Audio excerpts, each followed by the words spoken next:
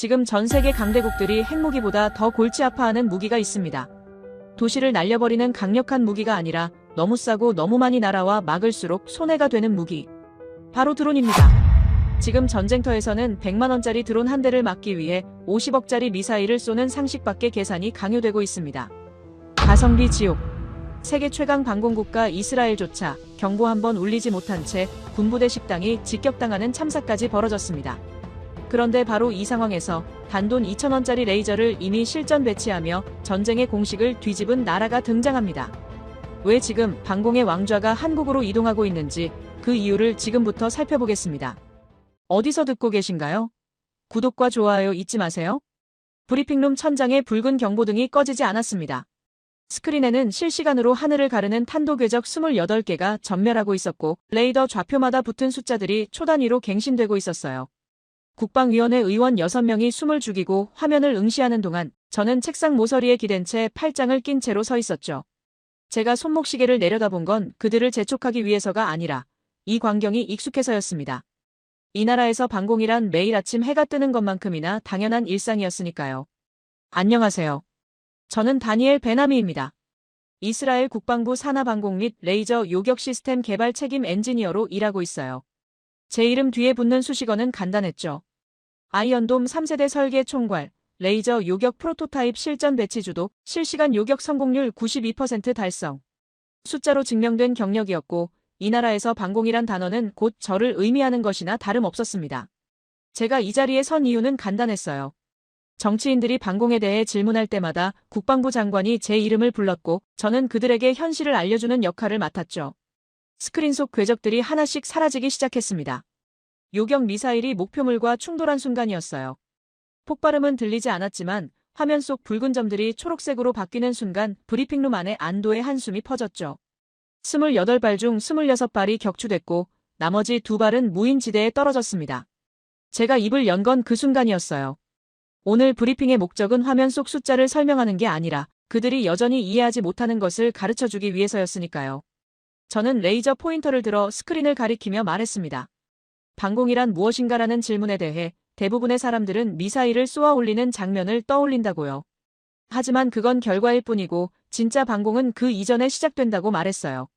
레이더가 목표물을 포착하는 순간부터 요격 미사일이 발사되기까지 걸리는 시간은 평균 15초였고 그 15초 안에 우리는 탄도를 계산하고 위협도를 판단하고 요격 지점을 선정하고 발사 명령을 내렸죠. 이 모든 과정이 자동화된 시스템 안에서 이루어지지만 그 시스템을 설계한 건 사람이었고 그 사람이 바로 저였습니다. 의원 중 한 명이 손을 들었어요. 질문은 예상했던 것이었죠. 요격 미사일 한 발의 비용이 얼마냐는 물음이었습니다. 저는 숫자를 그대로 말했어요. 한 발당 약 5천만 원에서 1억 원 사이라고요. 오늘 격추한 26발이면 대략 25억 원이 하늘로 날아간 셈이었죠. 의원은 고개를 끄덕이며 그렇다면 비용 절감 방안은 없느냐고 물었습니다. 저는 웃지 않으려고 애썼어요. 이 질문을 받을 때마다 느끼는 감정은 비슷했죠. 그들은 돈을 이야기하고 저는 생명을 이야기하고 있었으니까요. 저는 스크린을 다시 가리키며 말했습니다. 만약 저 26발 중 단 한 발이라도 놓쳤다면 그 미사일은 텔아비브 시내 한복판에 떨어졌을 것이고 최소 수십 명이 죽었을 거라고요. 그렇다면 그 수십 명의 생명을 돈으로 환산할 수 있느냐고 되물었죠. 의원은 더 이상 말하지 않았습니다. 저는 그 침묵이 익숙했어요. 제가 이 자리에서 하는 일은 그들에게 선택지를 주는 게 아니라 선택지가 없다는 사실을 깨닫게 하는 것이었으니까요. 그때 다른 의원이 입을 열었습니다. 질문은 조금 달랐어요. 최근 국제방산 전시회에서 한국이 선보인 레이저 대공무기에 대해 들어봤느냐는 물음이었죠. 저는 그 이름을 알고 있었습니다. 블록원이라는 시스템이었고 발표 자료에 따르면 드론 요격 전용으로 개발됐으며 발사 비용이 단돈 2,000원이라는 홍보 문구가 붙어 있었어요. 의원은 그게 사실이냐고 그리고 우리도 그런 시스템을 도입할 계획이 있느냐고 물었습니다. 저는 레이저 포인터를 내려놓고 의원을 똑바로 바라봤어요. 제 대답은 간단했습니다. 의원님, 방공은 미사일을 막아본 나라만이 말할 수 있는 분야라고요. 한국이 레이저 무기를 개발했다는 건 저도 알고 있지만 그들이 실전에서 단 한 발이라도 요격해본 적이 있느냐고 되물었죠. 카탈로그에 적힌 숫자와 실제 전장은 전혀 다른 것이며 우리는 매일 밤 하늘에서 날아오는 것들을 막아내고 있다고 말했습니다.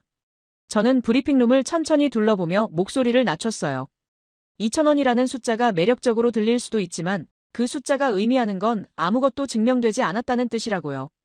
의원들 사이에서 작은 웅성거림이 들렸습니다.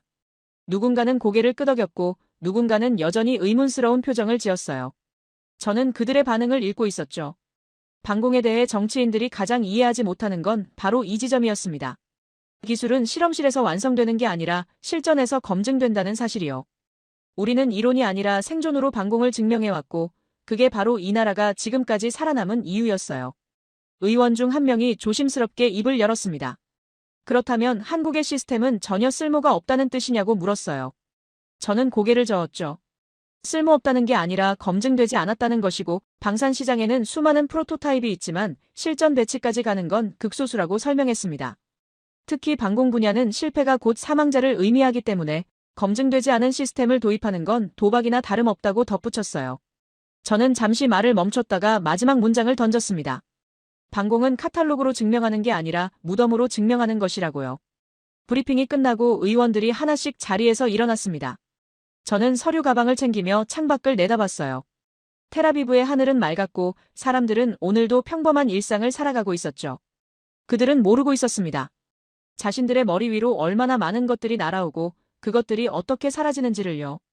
저는 그게 당연하다고 생각했어요. 방공이란 보이지 않을 때 가장 완벽한 것이고 저는 그 완벽함을 지키는 사람이었으니까요. 복도를 걸어 나오는 길에 국방부 차관이 제게 다가왔습니다. 그는 오늘 브리핑이 명확했다며 고개를 끄덕였어요. 다만 한 가지, 한국의 레이저 무기를 완전히 배제하는 건 좀 성급한 판단 아니냐고 조심스럽게 물었죠. 저는 잠시 생각했어요. 차관의 질문은 정치적인 것이었고 저는 기술자였습니다. 하지만 제 대답은 변하지 않았어요. 배제가 아니라 우선순위의 문제이고 검증된 시스템이 먼저라고 말했습니다. 차관은 더 이상 묻지 않았죠. 사무실로 돌아온 저는 책상 앞에 앉아 모니터를 켰습니다. 화면에는 오늘 오전에 날아온 보고서가 떠 있었어요. 한국의 블록원 시스템에 대한 기술 분석 자료였죠. 저는 제목만 훑어보고 창을 닫았습니다. 굳이 읽을 필요를 느끼지 못했어요. 전시회 시연 영상과 프레젠테이션 자료는 실전 데이터가 아니었고 방공은 파워포인트로 증명되는 분야가 아니었으니까요. 그날 밤 저는 집으로 돌아가는 차 안에서 라디오를 들었습니다. 뉴스에서는 오늘 오전에 미사일 공격과 요격 성공 소식을 전하고 있었어요. 아나운서는 덕분에 인명피해가 전혀 없었다고 말했죠. 저는 창밖을 내다보며 고개를 끄덕였습니다. 이게 우리의 일상이었어요. 위협이 있고 우리가 막고 사람들이 살아가는 일상이요. 그 순환은 완벽했고 저는 그 완벽함의 중심에 서 있었습니다. 저는 차창에 비친 제 얼굴을 봤어요. 피곤해 보였지만 만족스러웠죠. 오늘도 제대로 된 메시지를 전달했다고 생각했습니다. 방공은 우리만의 언어이고 그 언어를 배우지 않은 나라가 우리와 같은 테이블에 앉을 수는 없다고요. 한국이 드론을 잡는 레이저를 만들었다는 건 흥미로운 일이었지만 그건 방공의 영역이 아니었어요. 적어도 제가 정의하는 방공은 아니었죠. 그리고 이 분야에서 정의를 내리는 건 실전 경험을 가진 우리였습니다. 그때까지는 그렇게 믿고 있었어요. 일주일 뒤 저는 국방부 지하작전실에 서 있었습니다. 벽면을 가득 채운 스크린들이 실시간으로 전국의 방공망 상태를 보여주고 있었어요. 이곳은 이스라엘 방공 시스템의 심장이었고 저는 새로 임명된 민간인 출신. 국방부 장관에게 이 심장이 어떻게 뛰는지 설명하기 위해 초대받았죠. 장관은 취임한 지 사흘밖에 안 됐고 방공에 대해서는 신문기사로 읽은 것이 전부였습니다. 장관이 중앙 스크린을 가리키며 물었어요. 저 점들이 모두 아이언돔 포대냐고요. 저는 고개를 끄덕이며 레이저 포인터를 꺼냈습니다. 지도 위에 표시된 10개의 붉은 점, 각 포대는 반경 70km 이내의 영공을 담당한다고 설명했어요. 장관은 잠시 계산하는 듯 입술을 움직이더니 물었죠. 그렇다면 전 국토가 커버되는 거냐고요. 저는 그렇다고 대답했습니다. 이스라엘 영토 어디에서든 하늘에서 떨어지는 것은 땅에 닿기 전에 사라진다고요. 장관의 표정이 놀라움에서 의구심으로 바뀌었습니다. 정말 모든 것을 막을 수 있느냐는 질문이었어요. 저는 그 질문이 나올 줄 알고 있었죠. 민간인들은 항상 완벽을 의심했으니까요. 저는 콘솔 담당자에게 신호를 보냈고 스크린에 지난 3년간의 요격 데이터가 떠올랐습니다. 총 4,211발의 위험 목표물 중 3,864발 요격 성공. 성공률 91.8%였어요. 장관은 스크린을 뚫어지게 바라봤습니다. 저는 그가 숫자의 의미를 이해하길 기다렸어요. 91.8%라는 건 단순한 통계가 아니었죠. 그건 4,000번 넘게 죽음이 하늘에서 떨어졌고 우리가 그중 3,800번을 막았다는 뜻이었습니다. 나머지는 대부분 무인지대에 떨어졌거나 바다로 날아갔어요. 실제 도시 지역에서의 성공률은 97%를 넘었죠. 저는 장관에게 말했습니다. 이게 바로 아이언돔이고 이 나라 사람들이 밤에 잠을 잘 수 있는 이유라고요. 장관이 조심스럽게 입을 열었습니다. 하지만 요격 미사일 한 발에 5천만 원이 든다는데 그건 너무 비싼 거 아니냐고요. 저는 장관을 똑바로 바라보며 되물었습니다. 장관님, 사람 목숨의 가격은 얼마라고 생각하십니까? 장관은 대답하지 못했어요. 저는 말을 이었죠. 만약 우리가 비용 때문에 요격을 주저하다가 미사일 한 발이 텔아비브 시내에 떨어진다면 최소 10명이 죽고 수십 명이 다칠 것이며 그 보상금과 의료비만 해도 수십억 원이 든다고요. 저는 한 발 더 나아갔습니다. 한 발의 미사일이 도시에 떨어지면 공포가 퍼진다고 말했어요. 사람들은 집을 떠나고 경제가 멈추고 국가 신용도가 떨어지죠. 그 손실은 수백억 원으로도 계산할 수 없습니다. 반면 우리가 완벽하게 막아내면 사람들은 안심하고 경제는 돌아가고 이 나라는 정상적으로 작동해요. 그러니 5천만 원은 비용이 아니라 투자라고 설명했습니다. 장관은 천천히 고개를 끄덕였어요. 저는 그가 이제 이해했다는 걸 알았죠. 작전실을 나와 복도를 걷는 동안 장관이 제게 물었습니다. 그렇다면 아이언돔은 완벽한 시스템이냐고요. 저는 잠시 멈춰섰어요. 완벽이라는 단어는 신중하게 써야 했죠. 저는 장관에게 말했습니다. 완벽한 무기는 없지만 완벽에 가장 가까운 방공 시스템은 존재한다고요. 그리고 그게 바로 아이언돔이라고 덧붙였어요. 장관은 제 눈을 바라봤습니다. 그의 눈빛에서 확신이 생기는 걸 느낄 수 있었죠. 며칠 후 저는 방산연구소 컨퍼런스홀에서 강연을 했습니다. 청중은 신임 장교들과 국방 관계자들이었어요. 제 강연 주제는 간단했죠. 왜 아이언돔이 세계 최고의 방공 시스템인가? 저는 프레젠테이션 첫 슬라이드를 띄우며 입을 열었습니다. 방공의 목적은 무엇인가라는 질문으로 시작했어요.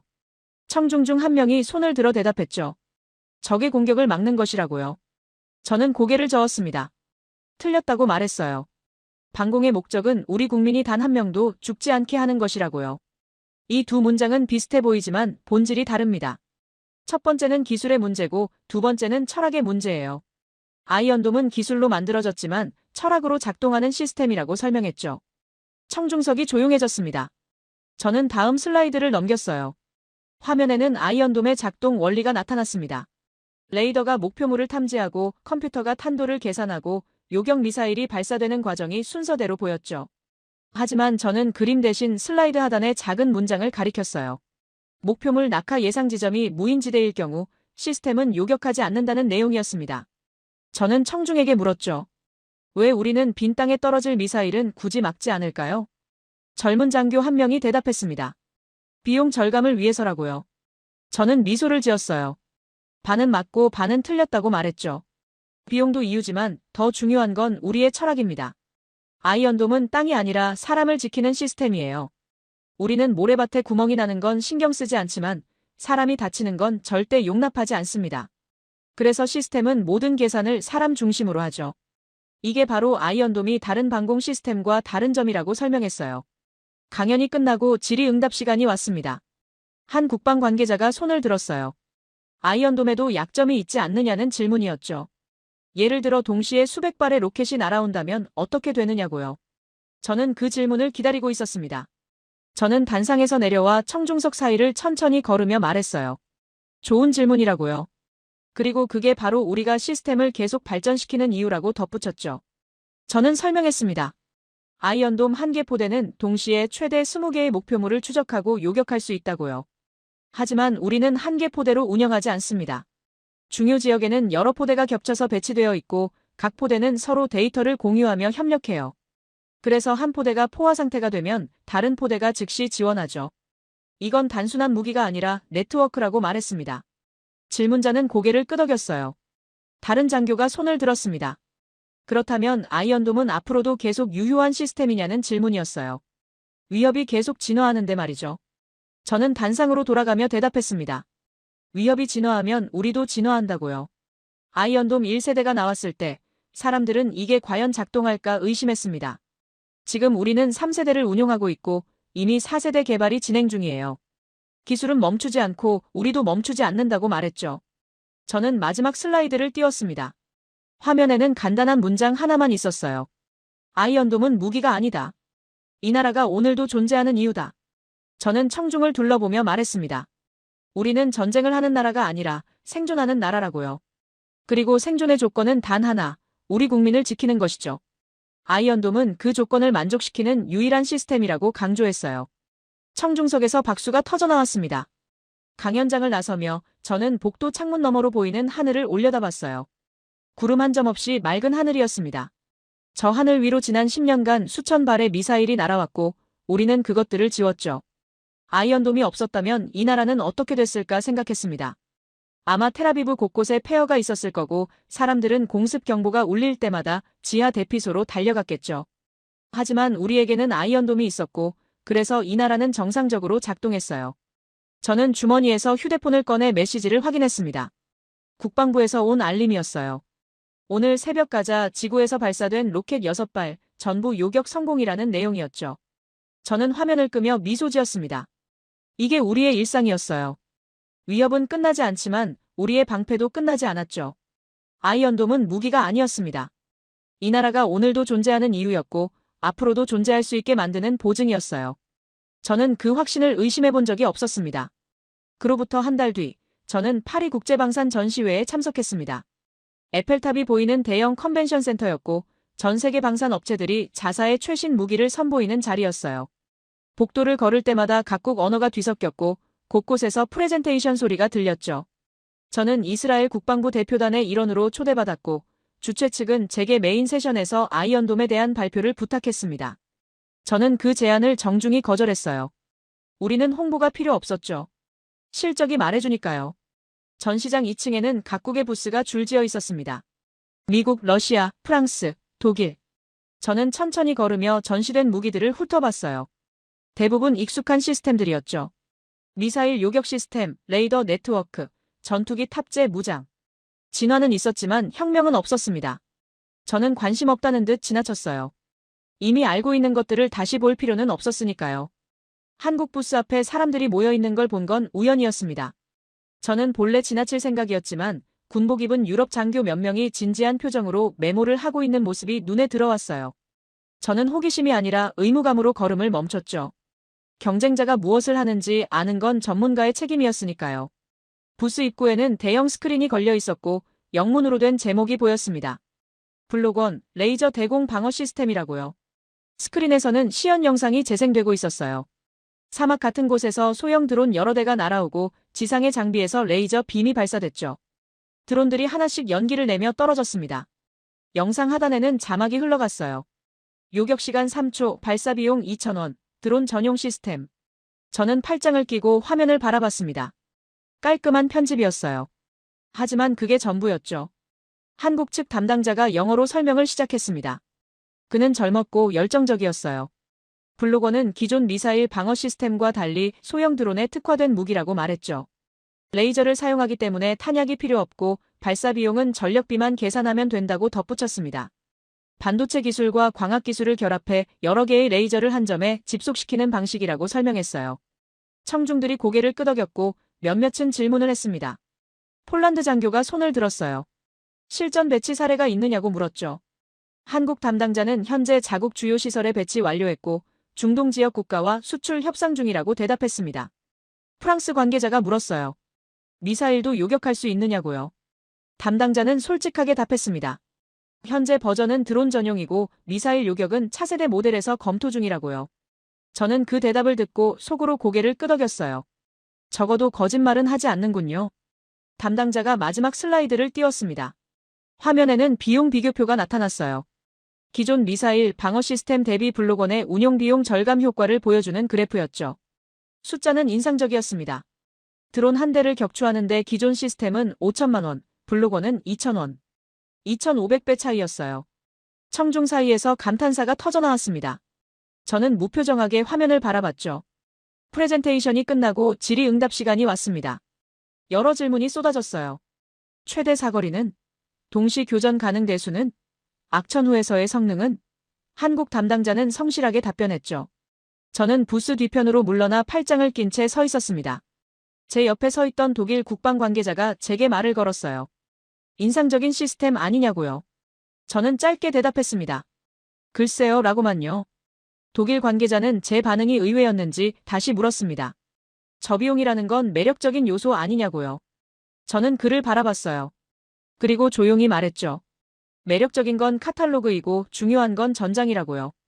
저 시스템이 전시회장에서 드론 몇 대 떨어뜨리는 건 봤지만 실제 전쟁에서 작동하는 건 본 적이 없다고 덧붙였습니다. 독일 관계자는 뭔가 더 말하려다 입을 다물었어요. 저는 부스를 떠나려 했습니다. 하지만 그때 한국 담당자가 제게 다가왔어요. 그는 저를 알아본 모양이었죠. 이스라엘 방공 시스템의 다니엘 베나미 박사님 아니냐고 물었습니다. 저는 고개를 끄덕였어요. 그는 기뻐하며 말했죠. 오늘 프레젠테이션에 대해 어떻게 생각하시냐고 혹시 조언을 구할 수 있겠냐고요. 저는 그의 눈을 똑바로 바라봤습니다. 진심이 보였어요. 하지만 저는 차갑게 대답했죠. 조언이요? 저는 잠시 말을 멈췄다가 입을 열었습니다. 방사는 프레젠테이션으로 증명하는 분야가 아니라고요. 한국 담당자의 표정이 굳었어요. 저는 말을 이었습니다. 당신들의 시스템이 드론을 잘 잡는다는 건 영상으로 봤어요. 하지만 그게 전부죠.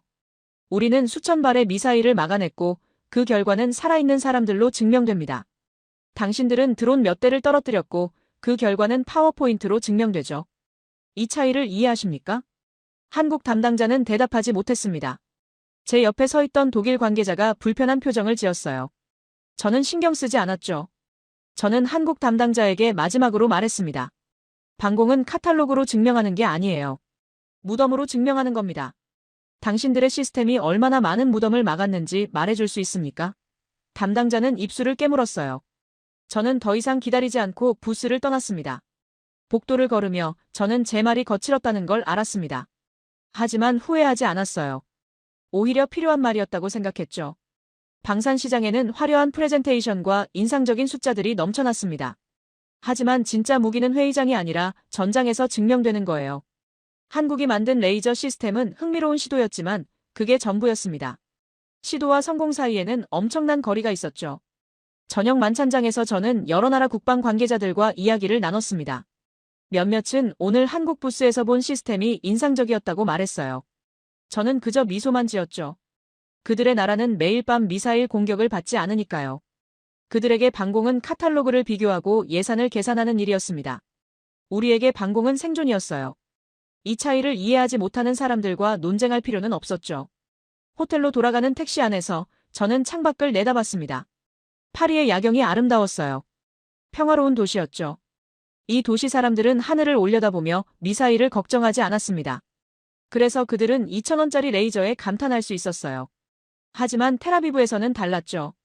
우리는 하늘이 언제나 위협이었고 그래서 우리는 완벽에 가까운 시스템을 만들었습니다. 한국의 드론 킬러가 아무리 저렴해도 그건 우리의 현실과는 맞지 않았어요. 저는 휴대폰을 꺼내 메시지를 확인했습니다. 국방부에서 온 일일 보고였어요. 오늘도 가자 지구에서 로켓 몇 발이 날아왔고 전부 요격했다는 내용이었죠. 저는 화면을 보며 생각했습니다. 우리는 오늘도 무덤이 아니라 데이터를 만들어냈다고요. 그게 바로 우리의 증명이고 세계 어느 나라도 이걸 따라올 수 없다고요. 한국의 시스템이 전시회에서 상을 받든 말든 그건 우리와 상관없는 일이었습니다. 적어도 그때는 그렇게 믿었어요. 파리에서 돌아온 지 2주일 만에 저는 새벽 3시에 전화를 받았습니다. 국방부 작전실에서 걸려온 긴급 호출이었어요. 목소리가 떨리고 있었죠. 비냐미나 기지에서 사고가 발생했다고 지금 당장 오라고요. 저는 옷을 걸치며 물었습니다. 요격 실패냐고요. 전화 너머로 침묵이 흘렀어요. 그리고 담당자가 말했죠. 요격 시도 자체가 없었다고요. 차를 몰고 국방부로 향하는 동안 저는 라디오를 켰습니다. 뉴스 속보가 나오고 있었어요. 이스라엘 북부 비냐미나 훈련소에서 드론 공격, 사상자 발생. 아나운서의 목소리는 침착했지만 배경에서 구급차 사이렌 소리가 들렸죠. 저는 핸들을 꽉 쥐었습니다. 드론이라는 단어가 머릿속을 맴돌았어요. 드론 한 대가 우리 방공망을 뚫었다고요? 작전실에 도착했을 때 이미 국방부 장관과 참모들이 모여 있었습니다. 스크린에는 비냐미나 기지의 항공 사진이 떠 있었고 붉은 원이 하나 표시되어 있었어요. 식당 건물이었죠. 장관이 저를 보더니 물었습니다. 설명해보라고요. 무슨 일이 일어난 거냐고요. 저는 콘솔 담당자에게 다가가 레이더 기록을 요청했어요. 화면에 지난밤의 추적 데이터가 떠올랐습니다. 오후 7시 13분 레바논 국경 방향에서 소형 목표물 포착. 고도 500m, 속도 시속 60km. 드론으로 분류됐어요. 시스템은 자동으로 추적을 시작했고 탄도 계산이 진행됐죠. 하지만 7시 14분 목표물이 레이더에서 사라졌습니다. 저는 화면을 확대했어요.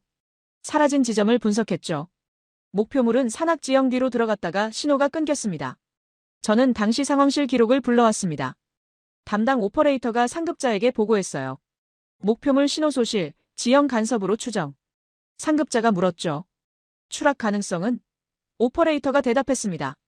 산악 지형에서 저속 비행 중 신호 상실, 추락했을 가능성이 크다고요. 상급자는 잠시 생각하다가 지시했어요. 계속 모니터링하되 경보는 보류하라고요. 저는 화면을 멈췄습니다. 바로 이 순간이었죠.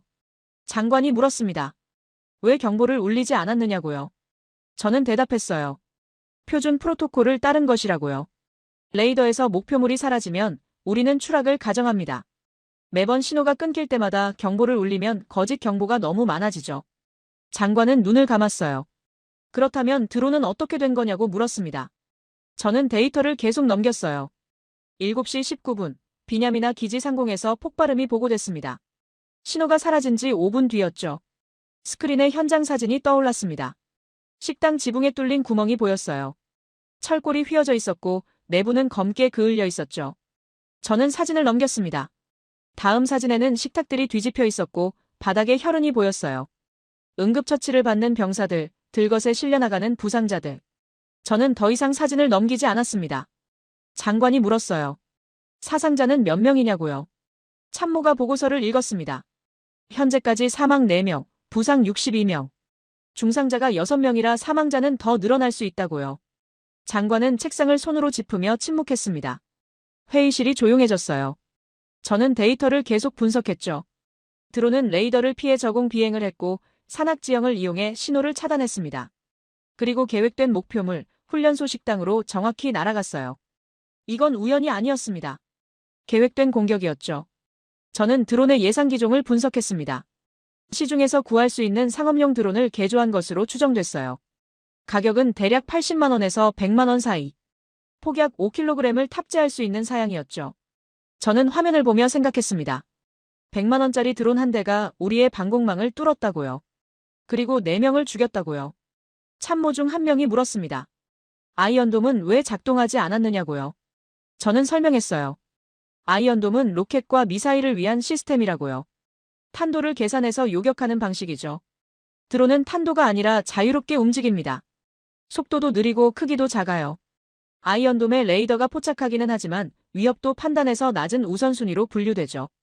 게다가 이번에는 신호가 사라졌으니까요. 참모는 고개를 끄덕였지만 표정은 이해하지 못한다는 얼굴이었어요.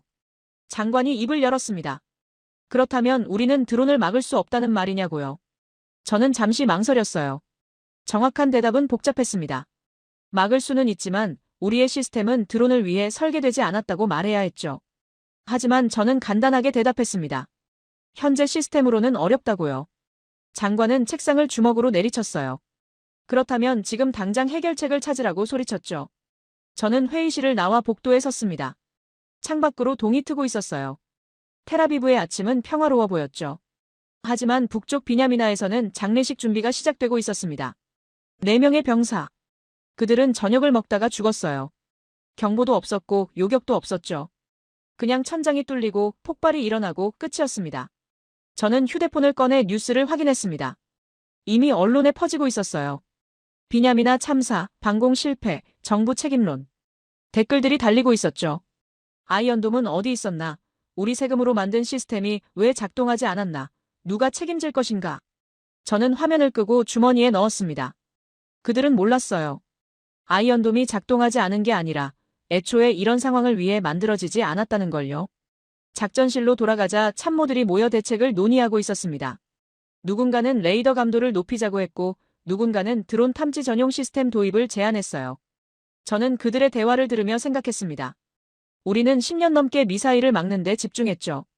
그리고 완벽에 가까운 시스템을 만들었어요. 하지만 전쟁은 바뀌고 있었고 우리는 그걸 놓쳤습니다. 장관이 회의를 마무리하며 말했습니다. 일주일 안에 대책을 보고하라고요. 드론 방어 시스템을 검토하고 필요하면 해외 도입도 고려하라고 덧붙였죠. 참모들이 고개를 끄덕이며 자리를 떠났어요. 저는 홀로 작전실에 남아 스크린을 바라봤습니다. 비냐미나 기지의 항공사진이 여전히 떠 있었고 붉은 원이 식당을 가리키고 있었어요. 저는 생각했습니다.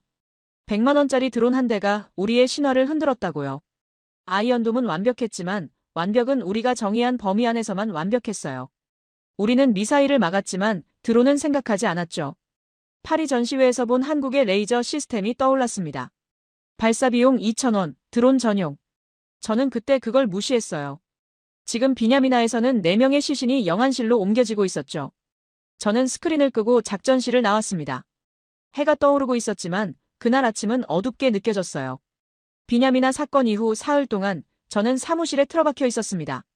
국방부는 긴급 대책회의를 열었고 언론은 연일 비판 기사를 쏟아냈어요. 장관은 사과 성명을 발표했고 유가족들은 보상을 요구했죠. 저는 그 모든 소음에서 벗어나 책상 앞에 앉아 있었습니다.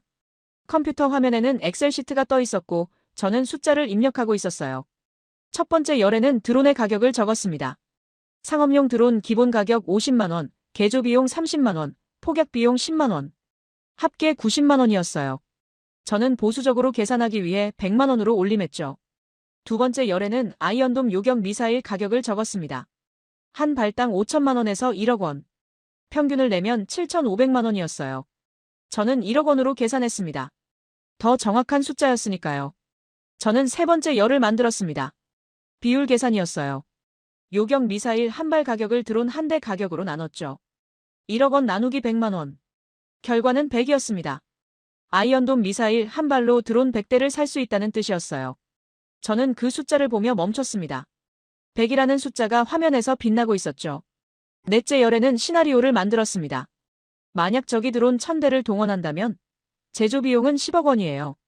우리가 그걸 전부 요격하려면 요격 미사일 1000발이 필요하고 비용은 1000억 원이죠. 적은 10억을 쓰고 우리는 1000억을 씁니다. 100대 1의 비용 전쟁이었어요. 저는 마우스를 놓고 의자에 기댔습니다. 저는 창밖을 내다봤습니다. 텔아비브 거리에는 사람들이 오가고 있었어요. 그들은 몰랐죠. 방공의 경제학이 무너지고 있다는 걸요. 우리는 10년 넘게 완벽한 시스템을 만들었습니다. 90% 이상의 요격 성공률, 수천 명의 생명을 구한 실적. 하지만 그 완벽함에는 가격표가 붙어 있었어요. 그리고 이제 누군가가 그 가격표를 공격하기 시작했죠. 저는 다시 엑셀로 돌아왔습니다. 다섯째 열을 만들었어요. 지속 가능성 분석이었죠.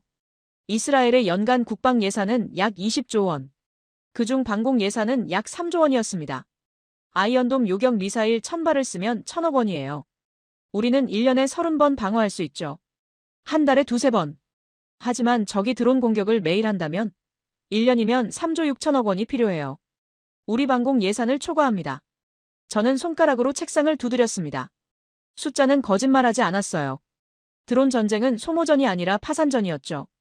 적은 우리를 죽이려는 게 아니라 우리를 가난하게 만들려는 거예요. 그리고 가난한 나라는 방어할 수 없습니다. 저는 키보드를 밀어내고 얼굴을 손으로 감쌌어요. 사무실 문이 열리고 요아브 레비가 들어왔습니다. 국방부 방공체계 총괄이었죠. 그는 제 책상 위에 화면을 보고 물었어요. 뭘 계산하고 있느냐고요. 저는 화면을 돌려 그에게 보여줬습니다. 요아브는 눈을 가늘게 뜨고 숫자들을 읽었어요. 그리고 고개를 저었죠. 이건 극단적인 시나리오라고, 실제로는 이렇게 안 된다고 말했습니다. 저는 요아브를 바라봤습니다. 왜 안 되냐고 물었어요. 요아브는 대답했죠. 적이 드론 1000대를 동원할 능력이 없다고, 설령 동원해도 우리가 전부 요격할 필요는 없다고요. 중요 시설만 방어하면 된다고 말했어요. 저는 고개를 저었습니다. 비냐미나는 훈련소 식당이었다고, 중요 시설이 아니었는데 4명이 죽었다고 말했죠. 요아브는 입을 다물었어요. 저는 다시 화면을 돌려 여섯째 열을 만들었습니다. 심리적 비용 계산이었어요. 드론 공격이 성공할 때마다 국민의 불안은 증가하고 정부 신뢰도는 떨어집니다. 관광객은 줄어들고 투자는 감소하고 인구 유출이 시작되죠. 이런 비용은 숫자로 계산할 수 없지만 실제합니다. 요아브는 제 어깨에 손을 얹었어요.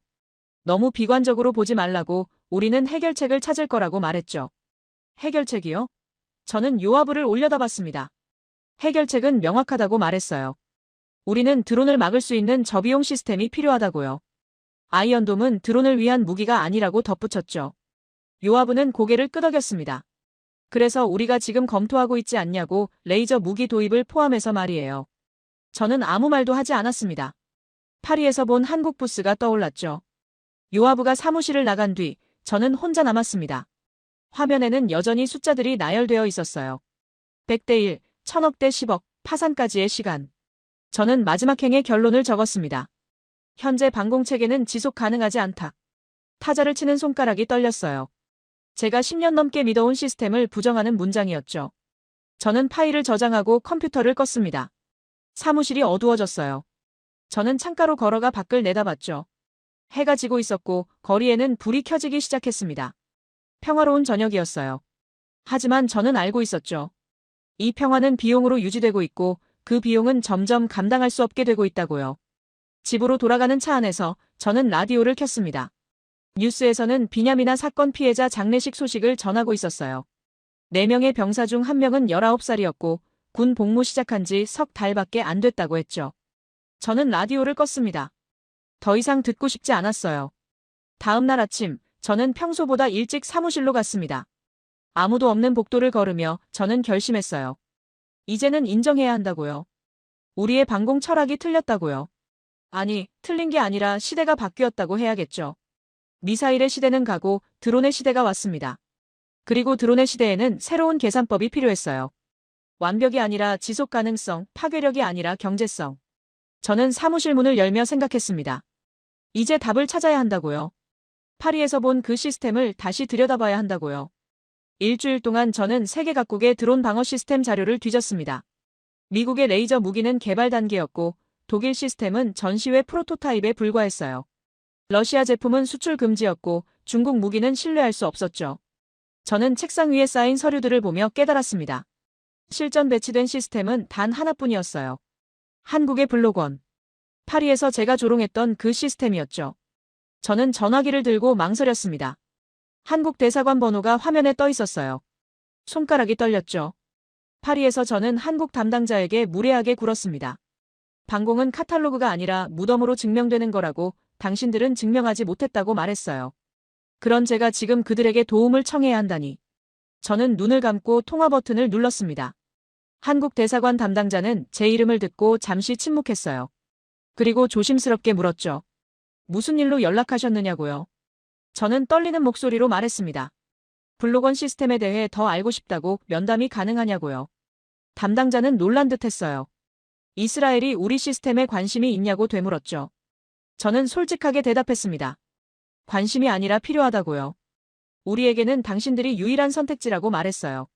이틀 뒤, 저는 텔아비브 한국 대사관 회의실에 앉아 있었습니다.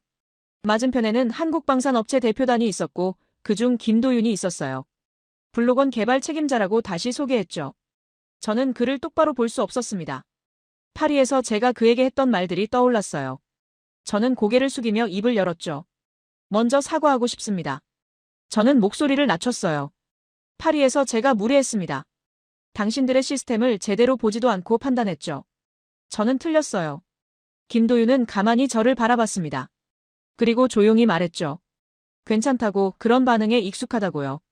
저는 그 말이 더 부끄러웠습니다. 저는 계속 말했어요. 우리에게 문제가 생겼다고요. 비냐미나에서 드론 한 대가 우리 방공망을 뚫었고 4명이 죽었습니다. 우리 시스템은 드론을 막을 수 없어요. 계산해봤는데 아이언돔으로 드론을 막으면 우리가 먼저 파산합니다. 저는 서류 가방에서 제가 만든 엑셀 파일을 꺼내 테이블 위에 놓았죠. 숫자들이 빼곡히 적힌 종이였어요. 100대 1, 1000억대 10억, 파산까지의 시간. 김도윤은 서류를 집어들고 천천히 읽었습니다. 저는 그가 읽는 동안 기다렸어요. 제 계산이 틀렸기를, 제가 과장했기를 바랐죠. 하지만 김도윤은 고개를 끄덕이며 서류를 내려놨습니다. 맞다고, 이게 드론 전쟁의 본질이라고 말했어요. 경제성 전쟁이라고 덧붙였죠. 저는 그 말에 안도했습니다. 적어도 저만 미친 게 아니었어요. 저는 김도윤에게 간청했습니다. 당신들의 시스템을 보여달라고요. 어떻게 2,000원으로 드론을 잡는지, 어떻게 193대를 요격했는지 알고 싶다고 말했죠. 저는 제 자존심이 무너지는 걸 느꼈어요. 일주일 전만 해도 저는 세계 최고의 방공 전문가였습니다. 지금은 답을 구걸하는 사람이었죠. 김도윤은 노트북을 열었습니다. 화면에는 블록원의 구조도가 나타났어요. 그는 차분하게 설명하기 시작했죠. 우리는 다중 레이저 집속 방식을 쓴다고요. 단일 고출력 레이저가 아니라 낮은 출력 레이저 16개를 동시에 한 점에 모은다고 말했습니다. 저는 고개를 들어 화면을 봤어요. 이론적으로는 알고 있는 방식이었죠. 하지만 현실에서 구현하기는 거의 불가능했습니다. 어떻게 정확도를 맞추느냐고 물었을 때 김도윤은 반도체 기술이라고 대답했어요. 한국의 반도체 정밀 제어 기술을 레이저 각도 조절에 적용했다고 설명했죠. 밀리초 단위로 각 레이저의 방향을 조정해서 목표물 위에 한 점에 모이게 만든다고요. 마치 어린 시절 돋보기로 햇빛을 모아 종이를 태우는 것처럼이라고 덧붙였습니다. 저는 화면을 뚫어지게 바라봤어요. 우리는 왜 이 방법을 생각하지 못했을까? 아니, 생각은 했지만 불가능하다고 단정했죠. 고출력 레이저만이 답이라고 믿었어요. 한국은 불가능을 가능으로 만들었습니다. 저는 김도윤에게 물었어요. 비용은 정말 2,000원이 전부냐고요. 김도윤은 고개를 끄덕였습니다. 전기료만 든다고 레이저는 마모되지 않고 탄약도 필요 없다고 말했어요. 유지비는 연간 500만 원 정도라고 덧붙였죠. 저는 계산기를 꺼냈습니다. 아이언돔 미사일 100발 유지비와 블록원 시스템 1년 유지비가 비슷했어요. 하지만 블록원은 무제한 발사가 가능했죠. 숫자는 명확했습니다. 저는 조심스럽게 물었습니다. 실전 데이터를 볼 수 있느냐고요. 김도윤은 파일을 하나 열었어요. 화면에는 지난 2년간의 요격 기록이 나타났습니다. 총 193대 드론 포착, 182대 요격 성공. 성공률 94%였어요. 저는 숫자를 보며 충격을 받았죠. 아이언돔과 비슷한 수준이었습니다. 하지만 제가 정말 놀란 건 다른 거였어요. 실패한 11대는 뭐냐고 물었을 때 김도윤은 솔직하게 대답했습니다. 날씨 때문에 7대, 사거리 바퀴라 2대, 시스템 오류로 2대라고요. 우리는 실패 원인을 전부 분석하고 기록한다고 덧붙였죠. 저는 그 투명함에 감탄했습니다. 우리는 실패를 숨기려 했는데 한국은 실패에서 배우고 있었어요. 저는 김도윤에게 물었습니다. 왜 처음부터 미사일이 아니라 드론을 목표로 삼았느냐고요. 김도윤은 잠시 생각하다가 대답했어요. 우리는 미사일을 잡을 수 없었다고요. 기술도 없고 경험도 없었습니다. 하지만 드론은 다르다고 생각했다고 말했죠. 드론은 느리고 작고 우리가 막을 수 있는 위협이었어요. 그래서 우리는 할 수 있는 것에 집중했다고요. 저는 그 말을 듣고 고개를 숙였습니다. 우리는 모든 걸 막으려 했어요. 미사일도 로켓도 드론도. 완벽을 추구했죠. 한국은 막을 수 있는 것만 골라서 막았습니다. 현실적이었어요. 저는 떨리는 목소리로 물었죠. 우리가 이 시스템을 도입하려면 어떻게 해야 하느냐고요. 김도윤은 저를 바라봤습니다. 그리고 조용히 말했어요. 우리는 방패를 만들지 않았다고요. 방패가 먼저 죽지 않게 만들었습니다. 이스라엘의 아이언돔은 완벽한 방패예요. 하지만 방패가 너무 비싸면 방패를 유지하다가 나라가 먼저 죽는다고 말했죠. 우리는 오래 버틸 수 있는 방패를 만들었다고요. 저는 그 말에 아무 대꾸도 하지 못했습니다. 파리에서 저는 한국을 조롱했어요. 방공은 무덤으로 증명된다고 카탈로그는 의미 없다고 말했죠. 하지만 지금 비냐미나에는 4개의 무덤이 있었고 우리의 카탈로그는 아무 소용이 없었습니다. 반면 한국은 182개의 무덤을 막았어요. 숫자가 모든 걸 증명했죠. 회의가 끝나고 대사관을 나서며 저는 김도윤에게 부탁했습니다. 이스라엘 국방부에 정식으로 제안서를 보내달라고요. 우리는 진지하게 검토하겠다고, 아니 도입하고 싶다고 말했죠. 김도윤은 고개를 끄덕였습니다. 그리고 조용히 말했어요. 파리에서 박사님이 했던 말을 기억한다고요. 방공은 카탈로그가 아니라 무덤으로 증명된다는 말을요. 저는 얼굴이 화끈거렸습니다. 김도윤은 계속 말했어요. 그 말이 옳다고, 그래서 우리는 더 열심히 배치했다고요. 무덤을 만들지 않기 위해서라고 덧붙였죠. 저는 그에게 다시 사과했습니다. 제가 무례했다고, 당신들을 제대로 보지 못했다고 말했어요. 김도윤은 미소를 지으며 괜찮다고, 이제 우리가 같은 방향을 보고 있으니 된 거라고 대답했죠. 차를 몰고 사무실로 돌아가는 동안 저는 울컥했습니다. 10년 넘게 쌓아온 자존심이 무너졌어요. 저는 세계 최고라고 믿었죠. 하지만 최고는 고정된 게 아니었습니다. 전쟁이 바뀌면 최고도 바뀌어요. 그리고 저는 그 변화를 보지 못했죠. 한국은 봤습니다. 그들은 처음부터 다른 질문을 했어요. 어떻게 완벽할까가 아니라 어떻게 오래 버틸까? 그 질문이 답이었습니다. 사무실에 도착해 컴퓨터를 켰어요. 저는 새 파일을 열고 제목을 적었습니다. 블록원 시스템 도입 건의서. 그리고 첫 문장을 썼죠. 우리는 틀렸다. 방공의 기준이 바뀌었고 우리는 그걸 놓쳤다. 하지만 한국이 답을 찾았다. 타자를 치는 손이 떨렸어요. 저는 제 오만을 문서로 인정하고 있었습니다. 그리고 그게 옳다는 걸 알았죠. 자존심보다 생명이 중요했으니까요. 제 보고서가 이스라엘 국방부에 제출된 지 사흘 만에 저는 다시 파리에 있었습니다. 이번에는 관찰자가 아니라 구매자로요. 국제방산 전시회 한국 부스 앞에는 이미 사람들이 줄을 서 있었어요. 아랍에미리트 국방장관, 폴란드 조달청장, 사우디 왕실 대표. 저는 그들 뒤에서 순서를 기다렸죠. 한 달 전만 해도 이 부스를 비웃으며 지나쳤던 제가요. 한국 부스는 달라져 있었습니다. 전시 공간이 2배로 늘었고 대형 스크린이 3개나 걸려 있었어요. 중앙 스크린에는 실시간으로 요격 영상이 재생되고 있었죠. 비행 중인 드론, 레이저 발사 3초 뒤 추락.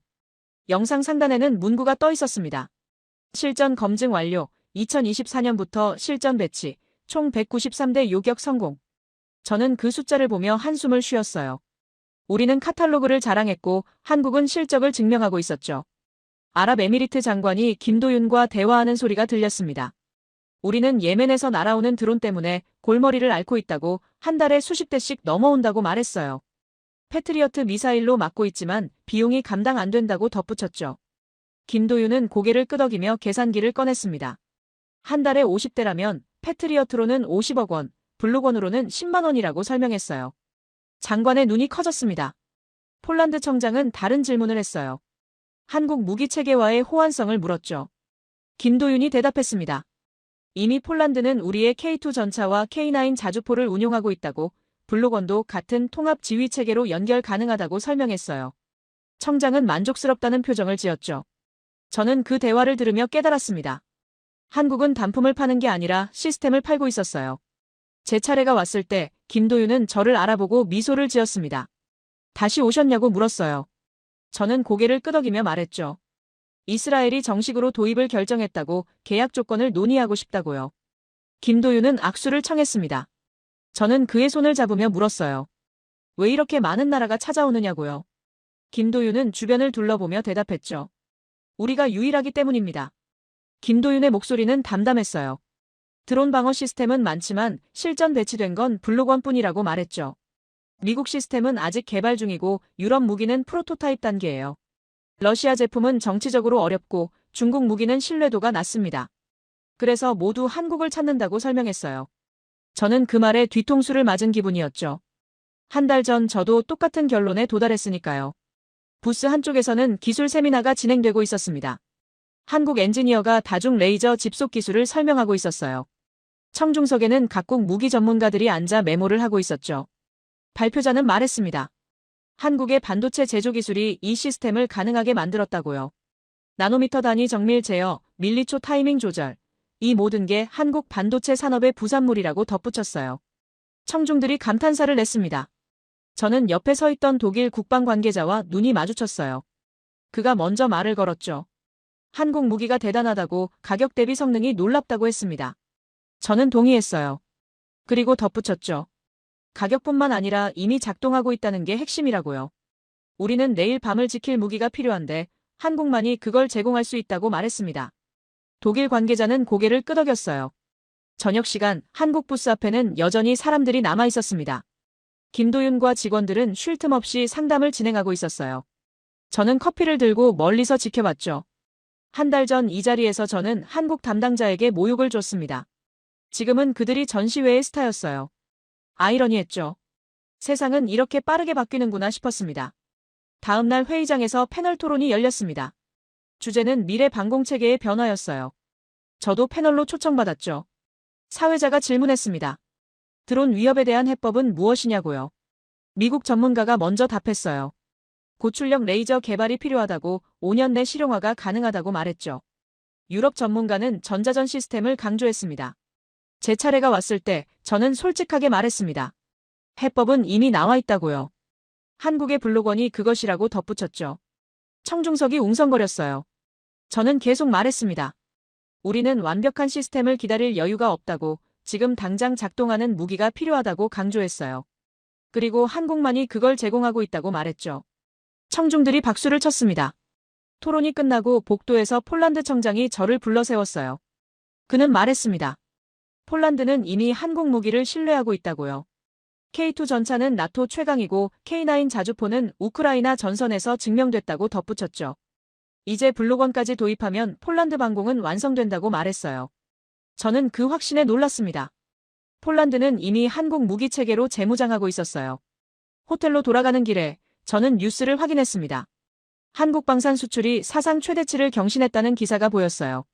폴란드, 아랍에미리트, 사우디, 호주까지 세계가 한국 무기를 찾고 있었죠. 기사는 말했습니다. 한국 방산의 강점은 실전 검증과 가격 경쟁력이라고요. 그리고 빠른 인도 시간이라고 덧붙였죠. 저는 화면을 보며 인정했습니다. 한국이 새로운 기준을 만들고 있다고요. 다음 날 아침, 저는 한국방산업체 본사를 방문하기로 했습니다. 계약 세부 사항을 논의하기 위해서였어요. 사무실에 들어섰을 때 벽면에 걸린 지도가 눈에 들어왔죠. 세계 지도 위에 붉은 핀이 박혀 있었습니다. 폴란드, 아랍에미리트, 사우디, 이스라엘, 호주, 싱가포르. 블록원이 수출되거나 협상 중인 국가들이었어요. 저는 그 지도를 보며 생각했습니다. 1년 전만 해도 이 회사는 전시회에서 무시당했죠. 지금은 세계가 줄 서서 기다리고 있었습니다. 김도윤이 회의실로 안내했어요. 테이블 위에는 계약서 초안이 놓여 있었죠. 저는 서류를 펼치며 물었습니다. 인도 기간은 얼마나 되느냐고요. 김도윤은 대답했어요.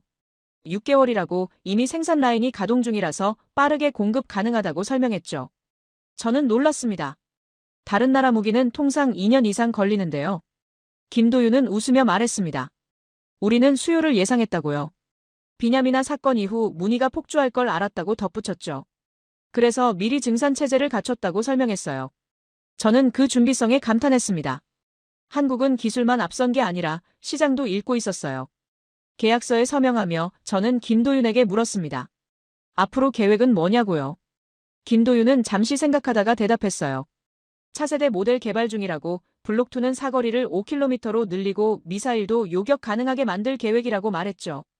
그리고 궁극적으로는 아이언돔처럼 모든 위협을 막는 통합 시스템을 목표로 한다고 덧붙였습니다. 저는 펜을 내려놓았어요. 한국은 드론에서 시작해서 결국 우리 영역까지 넘보고 있었죠. 하지만 저는 위협을 느끼지 않았습니다. 오히려 안심이 됐어요. 기술은 진화하고 경쟁은 발전을 만들죠. 한국이 우리를 자극하면 우리도 더 나아질 겁니다. 이게 건강한 시장이라고 생각했어요. 공항으로 가는 택시 안에서 저는 창밖을 내다봤습니다. 파리의 거리는 평화로웠어요. 하지만 저는 알고 있었죠.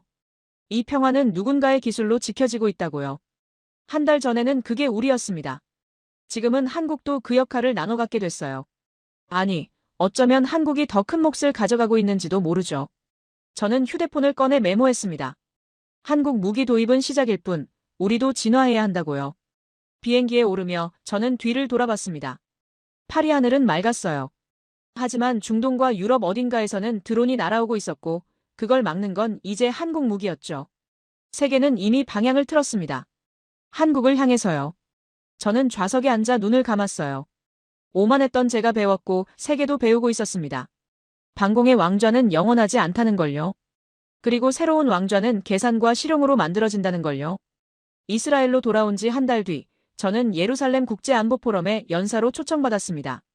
매년 열리는 행사였고 세계 각국의 국방장관과 군 수뇌부가 참석하는 자리였어요. 올해 제 발표 주제는 방공체계의 미래였죠. 조직위원회는 제게 30분을 줬습니다. 저는 이틀 밤을 새워 발표 자료를 준비했어요. 제 경력 중 가장 중요한 발표가 될 거라는 걸 알았으니까요. 강연장에는 500명이 넘는 청중이 앉아 있었습니다. 미국 국방부 차관, 나토 사령관, 유럽 각국 국방장관들이 보였어요. 한국 대표단도 앞쪽에 앉아 있었죠. 김도윤의 얼굴이 보였습니다. 저는 심호흡을 하고 단상에 올랐어요.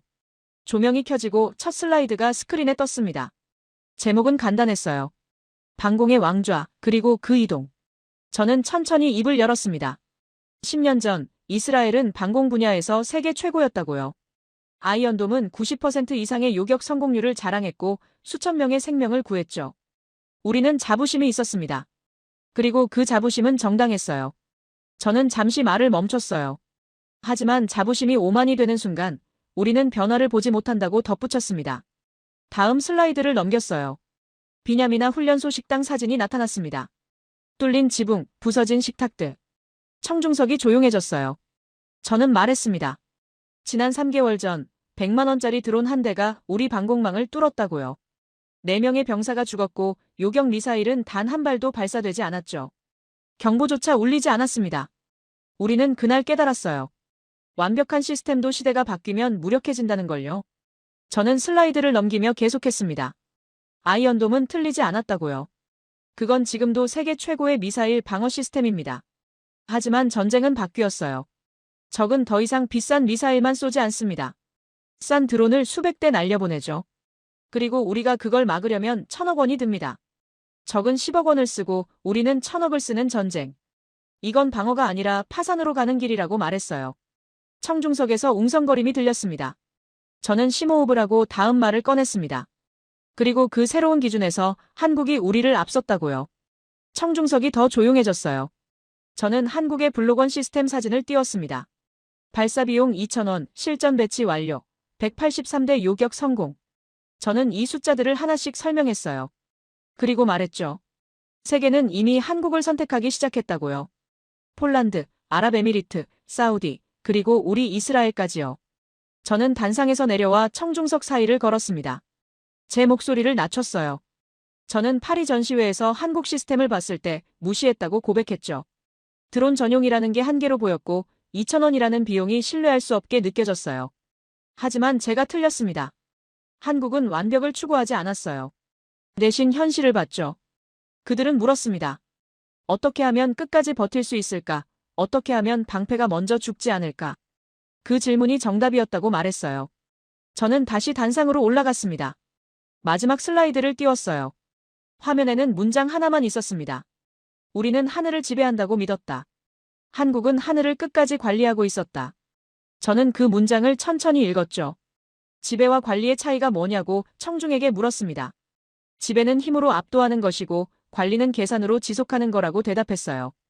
우리는 힘을 자랑했지만 한국은 계산을 완성했다고 덧붙였습니다. 저는 발표를 마무리하며 말했습니다.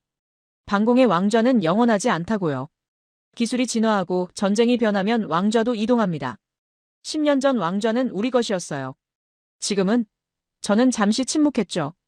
지금은 조용히 넘어가고 있습니다. 한국으로요. 그리고 그건 부끄러운 일이 아니라고, 오히려 건강한 발전이라고 말했어요. 왜냐하면 경쟁이 우리를 더 나아지게 만들 테니까요. 발표가 끝나고 박수가 터져나왔습니다. 저는 단상에서 내려와 자리로 돌아갔어요. 심장이 두근거렸죠. 제 경력을 건 발표였고 저는 제 오만을 공개적으로 인정했습니다. 하지만 후회하지 않았어요. 진실이었으니까요. 포럼이 끝나고 호텔로 돌아가는 차 안에서 저는 휴대폰을 확인했어요. 뉴스 알림이 떠 있었습니다. 이스라엘 방공 전문가, 한국 무기 우위 인정. 기사가 벌써 나갔더군요. 저는 기사를 읽었습니다. 제 발표 내용이 요약되어 있었고 마지막 문장이 인용되어 있었어요. 방공의 왕좌가 한국으로 조용히 이동하고 있다. 저는 화면을 끄고 창밖을 봤죠. 예루살렘의 밤은 고요했습니다. 별이 빛나고 있었어요. 저 하늘 위로 언젠가 또 위협이 날아올 겁니다. 하지만 이제 우리는 준비됐어요. 아이언돔으로 미사일을 맞고 블록원으로 드론을 잡을 겁니다. 완벽하진 않지만 지속 가능하죠. 그리고 그게 중요했습니다. 저는 문득 1년 전을 떠올렸습니다. 국방부 브리핑룸에서 의원들에게 말했던 것들이요. 방공은 우리만의 언어라고 실전 경험이 없으면 논할 자격이 없다고 했죠. 얼마나 오만했는지. 지금 생각하면 부끄럽습니다. 하지만 그 오만이 저를 여기까지 데려왔어요. 무너지고 배우고 인정하는 과정을요. 새벽이 밝아오고 있었습니다. 저는 노트북을 끄고 창가에 섰어요. 동쪽 하늘이 붉게 물들고 있었죠.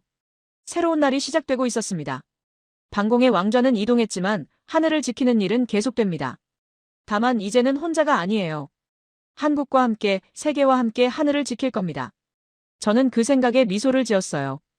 왕좌를 내려놓는 건 패배가 아니었습니다. 새로운 시작이었죠.